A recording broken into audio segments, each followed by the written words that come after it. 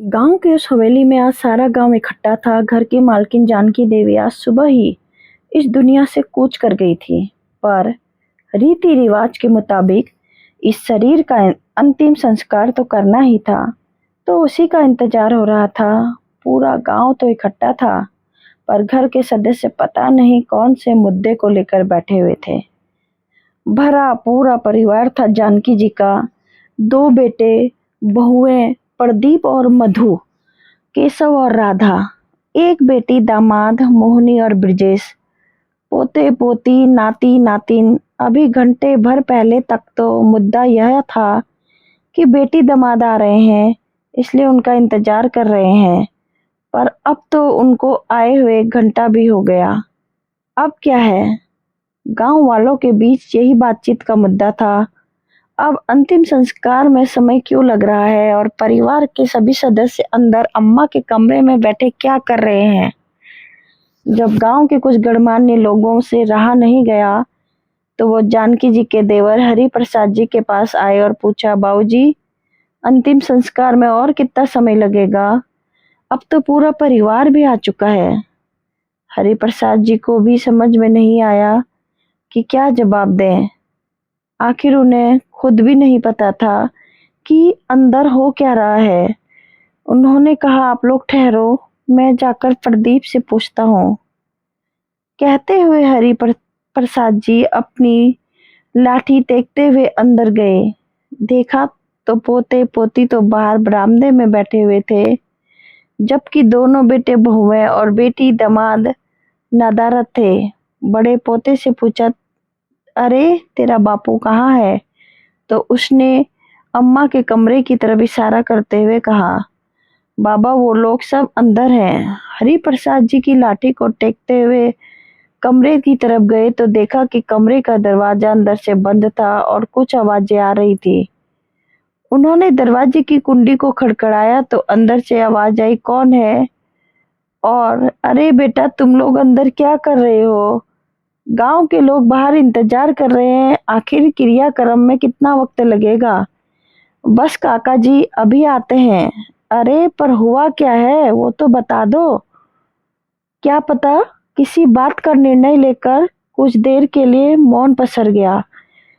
फिर अचानक कमरा खुला, दरवाजा खुला। दरवाजा अम्मा के बेटे, बड़े बेटे प्रदीप ने ही खोला था। प्रदीप को देखते ही हरि प्रसाद जी ने कहा, बेटा जो भी बात है बाद में सुलझा लेना, पहले अंतिम संस्कार कर दो। यूं मुर्दा घर में रखना अच्छा तो नहीं होता। ठीक है काका जी, चलिए पहले इसी काम को निपटाते हैं, प्रदीप ने बेशर्मी से कहा। हरि प्रसाद जी प्रदीप का इतना कहते ही अपनी लाठी टेकते हुए घर से बाहर आए। पर हरि प्रसाद जी बुजुर्ग थे, इसलिए समझ चुके थे कि आखिर मुद्दा क्या है, पर चुप रहे। आखिरकार 1 घंटे बाद जाकर जानकी जी का क्रियाक्रम किया गया। क्रियाक्रम के दौरान लोगों ने इस बात को नोटिस किया कि बेटे बहू और बेटी दामाद की आंखों में आंसू तक नहीं थे, बल्कि एक दूसरे को देखकर गुस्सा कर रहे थे।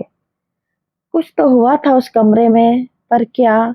सब कयास ही लगाए जा रहे थे। खैर, दाह संस्कार सब लोग अपने अपने घर चल के रवाना हो गए। अभी क्रियाक्रम को किए कुछ घंटे ही बीते थे कि हवेली में से जोर जोर से चिल्लाने की आवाज आने लगी। फिर से गांव के लोग इकट्ठा होने लगे।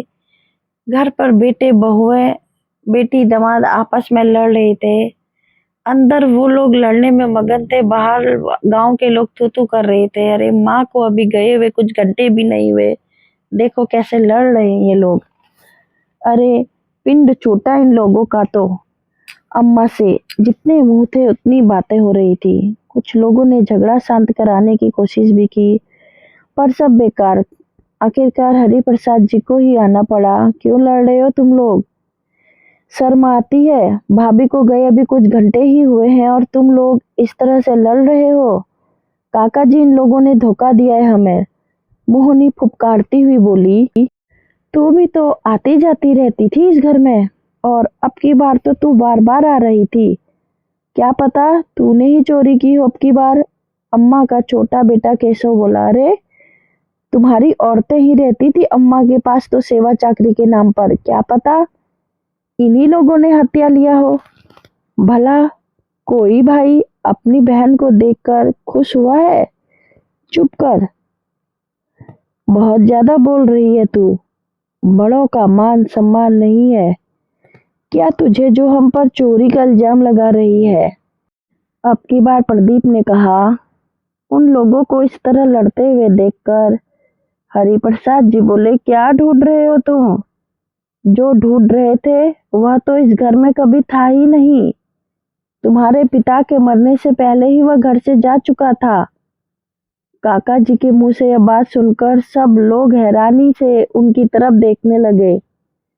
अरे सुबह से तुमने अम्मा का कमरा पूरा उथल पुथल कर दिया, नहीं मिले ना तुम्हारी अम्मा के सोने के जड़ाऊ कंगन।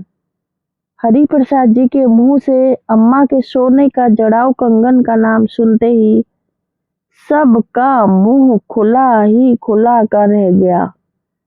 आखिर काका जी को कैसे पता कि अम्मा के जड़ाऊ कंगन घर पर नहीं है? आज के समय में लाखों की कीमत है ना उन कंगनों की। अब जो है ही नहीं, उसे क्यों ढूंढ रहे हो तुम लोग? कहते से ही काका जोर जोर से हंसने लगे। उन्हें इतनी जोर से हंसते देखकर सब लोग हैरान रह गए।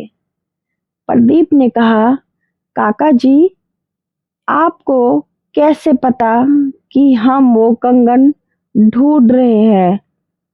कोई ऐसी बात है जो आप जानते हैं, सच सच बताइए। अरे तुम जैसी निकम्मी औलाद हो तो माता पिता को थोड़ा झूठ तो बोलना ही पड़ता है। तुम लोग कमाते धमाते तो नहीं थे, बस हर बार लूटा है तुमने अपने माता पिता को। पहले तो निकम्मों की तरह घर पर बैठकर खाते रहते थे और बाद में अचानक व्यापार का चस्का चढ़ा। तुम लोगों को याद है जब तुम दोनों भाई और ये दामाद मिलकर व्यापार करना चाहते थे, तब तुम्हारे बाबूजी की ये हवेली गिरवी रखनी पड़ी थी तुम लोगों के व्यापार के लिए। पर क्या हुआ, कितनी आसानी से मुकर गए थे तुम लोग कर्जा चुकाने के लिए। भाई साहब को कितना सदमा लगा था, आखिरकार मरणासन पर ही आ गए थे। पर मरने से पहले जिसके पास ये हवेली गिरवी रखी थी, उसी के पास वो सोने के जड़ाऊ कंगन भी रखे हैं। यह कहकर कि जब तक जानकी भाभी जिंदा रहेगी तब तक वो इस हवेली में रहेगी, उसके बाद यह हवेली हमेशा के लिए उसकी। और दूसरी बात, जानकी भाभी को किसी को भी बताने से इसलिए मना किया कि कम से कम जड़ाऊ कंगन के चक्कर में ही सही तुम लोग उनकी थोड़ी सेवा तो कर दोगे। अपने माता पिता को पैसों की टकसाल समझते थे ना तुम लोग।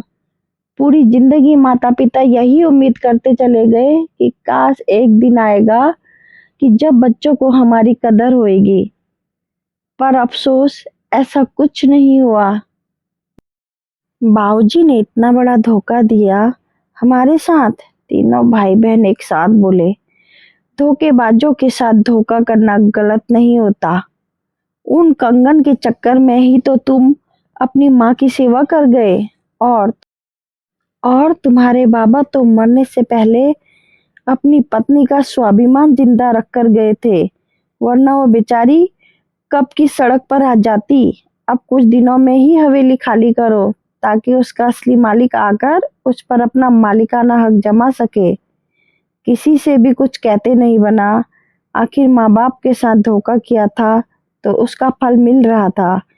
कुछ दिनों बाद हवेली खाली करके हमेशा के लिए गांव छोड़कर कहीं और जाकर बस गए। दोस्तों, माता पिता आपसे प्यार करते हैं, इसलिए वो आपके लिए सब कुछ करते हैं, पर उन्हें पैसों की टकसाल समझकर उनका इस्तेमाल करना गलत है। कहानी पसंद आए तो चैनल को लाइक से सब्सक्राइब जरूर करिएगा।